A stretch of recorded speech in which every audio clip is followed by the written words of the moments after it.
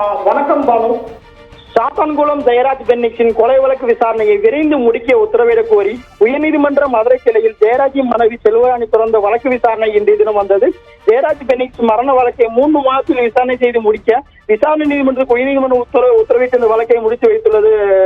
Banu, corona காலகட்டத்தில் corona விதிகளை மீறி செயல்பட்டதாக சாத்தான்குளத்தை சேர்ந்த தந்தை ஜெயராஜ் மகன் பென்னிக்ஸ் ஆகியோரை போலீசார் விசாரணைக்கு அழைத்து சென்று தாக்கினர். இது படுகாயமடைந்த கோவில்பட்டி கிளைச்செறி இருவரும் அரசு மருத்துவமனையில் அனுமதிக்கப்பட்ட நிலையில் இருந்தனர். இது தொடர்பாக சாத்தான்குளம் காவல் ஆய்வாளர் ஸ்ரீதர், உதவி ஆய்வாளர் பாலகிருஷ்ணன், ரகு கணேஷ் உள்ளிட்ட 9 காவலர்கள் கைது செய்யப்பட்டனர். இவர்கள் மீது சிபிஐ வழக்கு பதிந்ததோடு குற்றப்பத்திரிகை கடந்த 2020 செப்டம்பரில் தாக்கல் செய்யப்பட்டது. பானு, இந்த கொலை வழக்கு விசாரணை மதுரை மாவட்ட நீதிமன்றத்தில் நடந்து வருகிறது.